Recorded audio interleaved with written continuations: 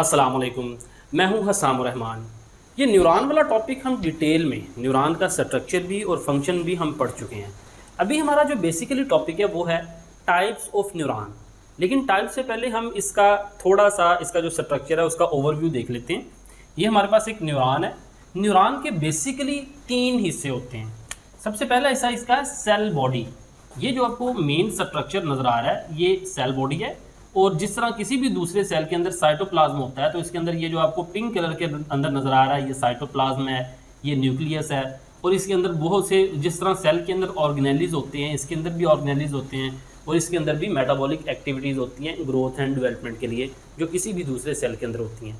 अब इस cell body से कुछ बड़े हुए हिस्से साइटोप्लाज्मिक प्रोजेक्शंस निकली होती हैं।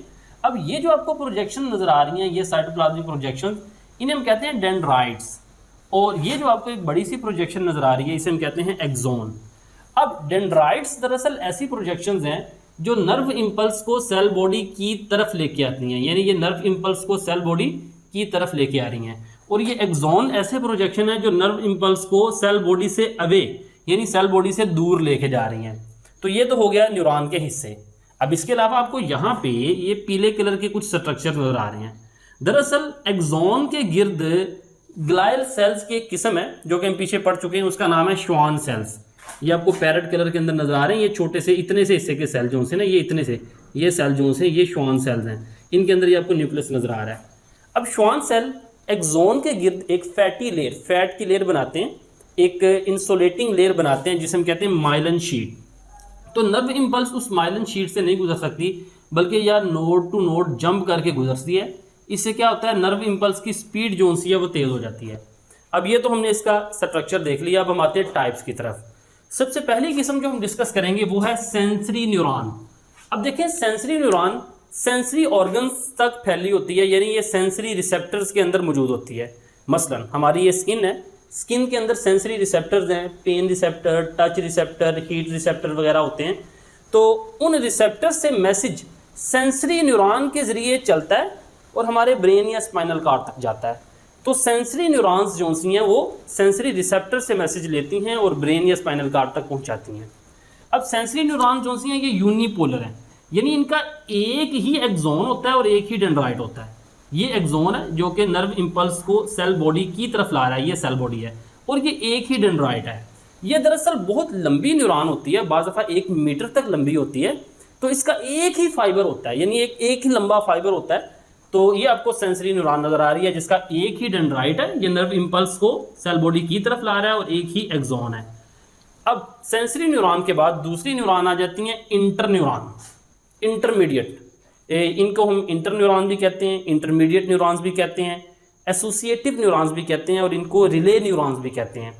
ये वो न्यूरॉन्स हैं जो ब्रेन और स्पाइनल कार्ड के अंदर मौजूद हैं, जो इंटर न्यूरॉन और मोटर न्यूरॉन्स के दरमियान कनेक्शन का काम करते हैं। इनको हम मज़ीद डिटेल में जो उनसे रिफ्लेक्स आर्क वाले टॉपिक में देखेंगे।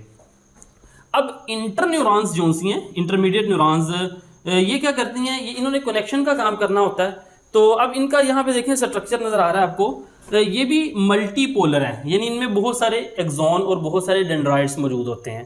ये देखें आप इसका स्ट्रक्चर देख सकते हैं, ये दरमियान में सेल बॉडी है, सेल बॉडी से ये आपको डेंड्राइट नज़र आ रहा है जो ट्री लाइक ब्रांच, यानी इसमें बहुत सारी ब्रांचेस निकली हुई हैं जो कि स्पाइनी लुक दे रही हैं। तो डेंड्राइट भी मल्टीपल्स होते हैं और इसके एक्सोन भी मल्टीपल, बहुत सारी ब्रांचेस होती हैं।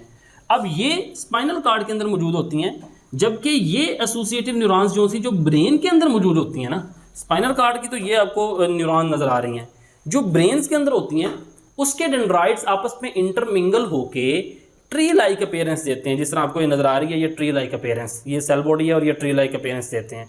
याद रखें रिले न्यूरॉन, रिले का मतलब ये है कि जो सेंटर दो चीज़ों के दरमियान कनेक्शन करता है, यानी रिले सेंटर इधर से न्यूरॉन इधर से मैसेज लेके आगे देता है, यानी चीज़ को एक से तरफ से पकड़ के आगे पहुँचाता है। तो ये एसोसिएटिव न्यूरॉन्स, रिले न्यूरॉन्स क्या करती हैं, सेंसरी न्यूरॉन के मैसेज को इंटरप्रेट करती हैं और आगे मोटर न्यूरॉन के मैसेज को दे देती हैं, मोटर न्यूरॉन्स को वो मैसेज आगे ट्रांसफ़र कर देती हैं। तो अगली ये जो किस्म है तीसरी वो है ये मोटर न्यूरॉन्स जो आपको नज़र आ रही हैं, ये जो मैंने दिखाई हैं ये मोटर न्यूरॉन्स हैं, जिसमें ये भी जो उनसे मल्टीपोलर हैं और इसमें बहुत सारे डेंड्राइट्स होते हैं और एक ही एक्सोन होती है। तो अब देखें इन तीनों में फ़र्क क्या है।